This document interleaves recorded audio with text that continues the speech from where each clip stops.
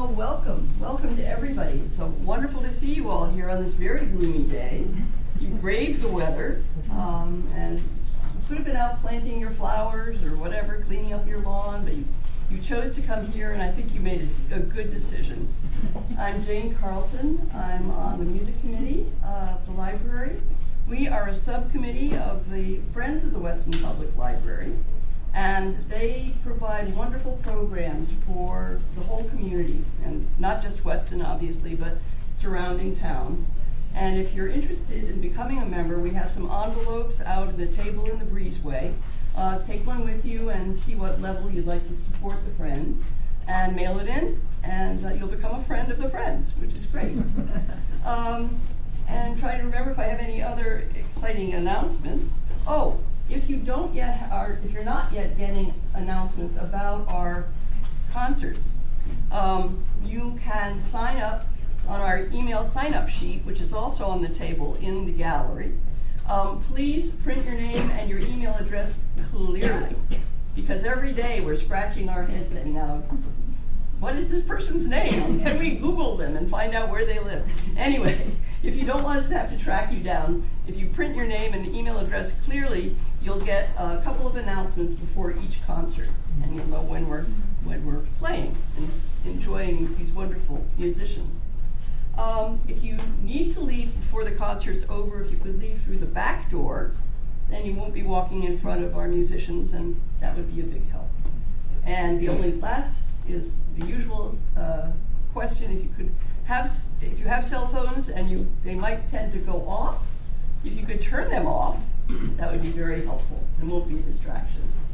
As I was saying, I just know the Weston Wind Quintet is going to brighten up your afternoon. They'll bring the sun out, in this room, if not outdoors, and please join me in welcoming them.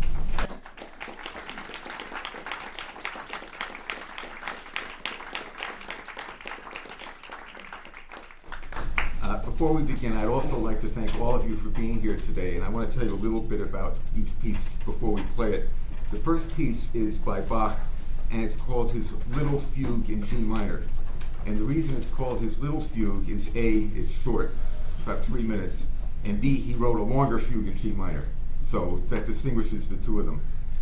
I grew up in New York, and in 1962, I think it was, at the age of 80, Leopold Stokowski, who had been the conductor of the Philadelphia Orchestra, and he was the conductor in the movie Fantasia, formed a new orchestra, the American Symphony in New York, that performed at Carnegie Hall.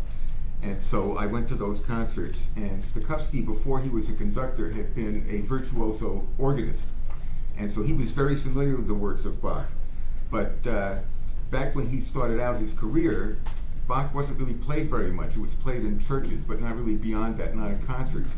And so in order to try to repopularize Bach, Stokowski arranged a number of organ pieces for full orchestra and then recorded them with the Philadelphia Orchestra. And so that's how I heard this piece for the first time, when he played it with the American Symphony Orchestra. And incidentally, Stokowski stayed with that orchestra until he was 90, at which point he moved to England, which is where he had been born. And he signed a 10-year recording contract at the age of 90. He actually was recording up until he was 95, but he then died, so he didn't make it to the 100, but he was close. All right, so this is the Little Fugue. Thank you for the story.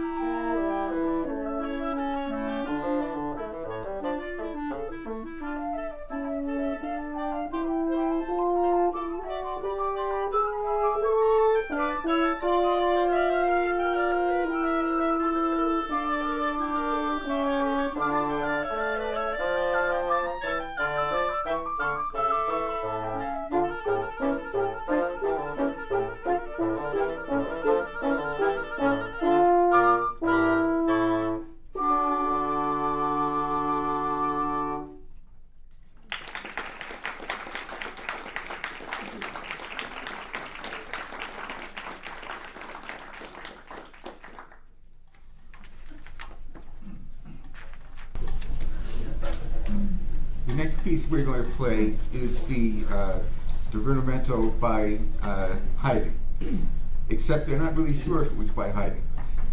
Back in those days, sometimes music publishers who were afraid they weren't going to sell a lot of copies of music by lesser-known composers just stuck a more famous composer's name on it. That happened with Mozart a number of times, and it may or may not have happened with this piece. Nobody seems to know. There's been scholarship on it, and they haven't reached a firm conclusion.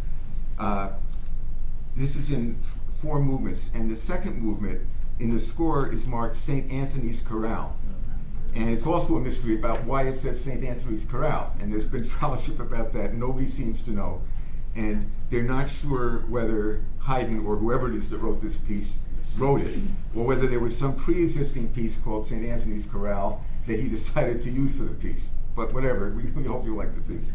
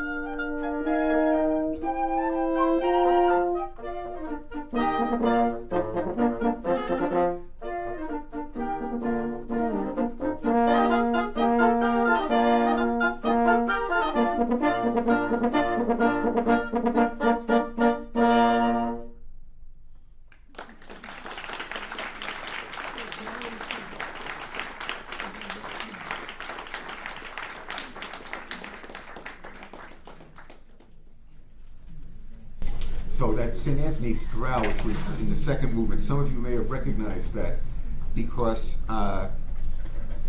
Brahms was shown this piece by one of his friends, and Brahms liked that theme, and so he then composed a piece for orchestra called Variations on a Theme by Haydn, since they thought it was by Haydn at the time. So if you've heard it before, that's probably where you've heard it. So the first two pieces I've known since I was in high school. The next one I've only known for a couple of months. In addition to this Weston Wind Quintet, I have an orchestra that I formed 5 years ago called the Apollo Ensemble of Boston.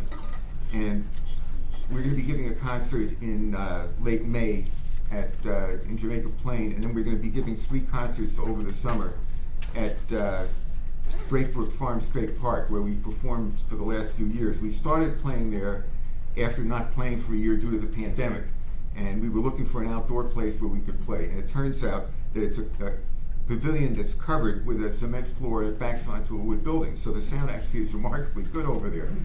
And a couple of hundred people came to the first concert, and we liked the sound, so we've been back each year, and we'll be doing Tchaikovsky's Sixth Symphony and Brahms' First Symphony and Sibelius' First Symphony and Dvorak's Fourth Symphony. And if you'd like to hear about those concerts or more concerts by the Weston Wind Quintet, the Weston Wind Quintet has a website. If you just Google Weston Wind Quintet, it'll pop right up, and you can sign up over there and get on our mailing list. We're doing another concert in Newton, actually, at the Scandinavian Center at the end of May. It'll be a completely different program. So, as I said, the first 2 pieces I've known since high school. The third one, we were doing a rehearsal of the Apollo Orchestra, and when I was driving home that night, I put on the radio, and I heard this wind quintet I'd never heard before, which I thought was a very attractive piece. And at the next rehearsal, I mentioned that to one of the other musicians in the group, one of the other wind players. He said, I heard that same piece when I was driving home from that rehearsal, and I really liked it. So I said, all right, here it is. So this is a composer named Ricky Aldi, and I don't know a lot about him other than he was a flutist and in the late 19th century, and he wrote a number of pieces for flute, and then he wrote this wind quintet.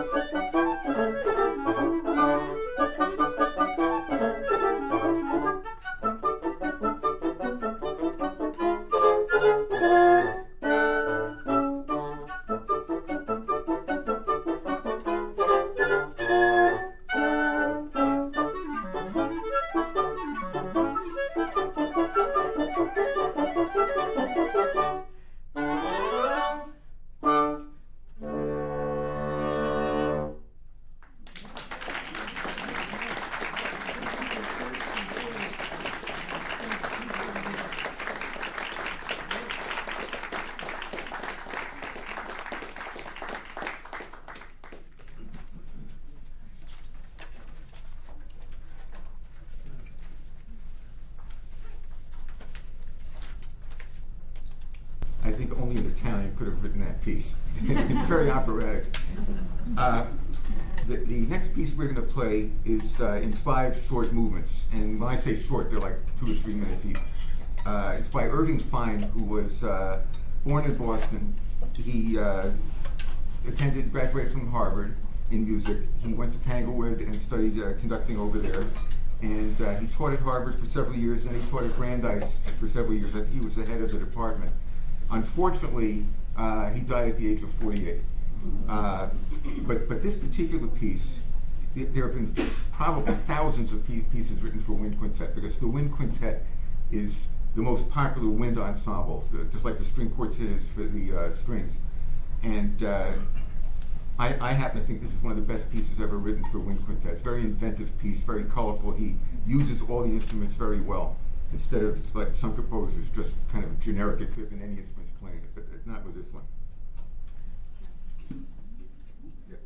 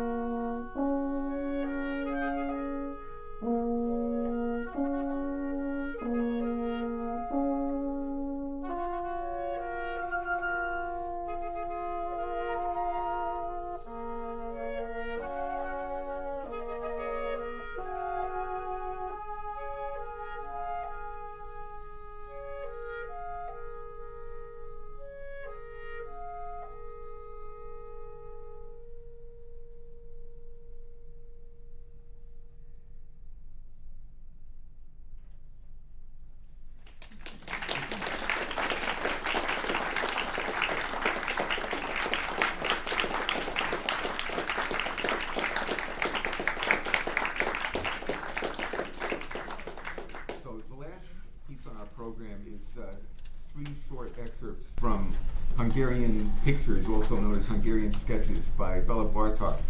Bartók was a Hungarian composer, and when the Nazis came to power during World War II, even though Bartók was not Jewish, he hated the Nazis and fascism, and he moved to the United States. And unfortunately, he got very ill and wound up dying 5 years later. But while he was in the process of dying, not long before he died, Serge Koussevitzky, the conductor at the time of the Boston Symphony, heard that Bartók was at Mount Sinai Hospital in New York and was dying and was short of funds. And Koussevitzky showed up in the hospital room and said, "I have a commission for you to write a piece for the Boston Symphony," and gave him a check. And I think nobody expected that Bartók was ever going to be able to compose anything. He wound up composing probably his greatest piece, the Concerto for Orchestra, before he died, which is an extremely colorful, just fabulous piece. And when I first learned of that, again going back to when I was in high school, I wanted to hear other music by Bartók, and one of the pieces that I heard was a wonderful recording by the Chicago Symphony of the Hungarian Sketches or Pictures, the piece we're about to play. Bartók had actually written these pieces for piano between 1908 and 1910. Bartók spent a lot of time back then, early in his career, going around the Hungarian and Romanian countryside, listening to folk music and writing down various folk songs that he heard. And then some of them he orchestrated, or wrote further pieces based on those folk songs, and other pieces he wrote from scratch, but kind of with folk songs in his mind. And so that's how this guy composed. He didn't orchestrate this piece until about 25 years after he wrote it. And at that point, it's just he wanted to make some money, so he decided to orchestrate it, which is fortunate for us because it's a great orchestra piece. So these are three of the movements from it. And obviously, this isn't a full orchestra, but this arrangement picks up the wind solos that are in the orchestral arrangement. And before we conclude, I would just like to say that we have a guest soloist for this concert. Our regular soloist is playing with the Portland Symphony this weekend, so he couldn't be with us. And Corinne is just fabulous, and I'm really happy that she's here.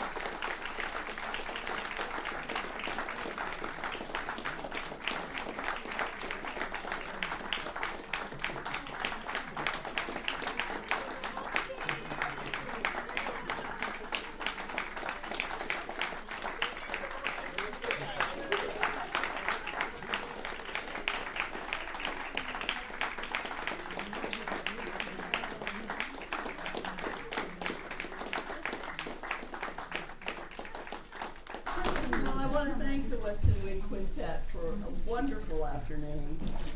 Thank you all for coming. I just want to say we are so lucky to have musicians of this caliber come to Weston and entertain us and enlighten us.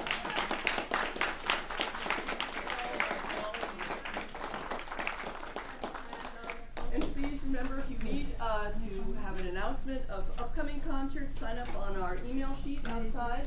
and enjoy yourselves for the rest of the afternoon. Thank you.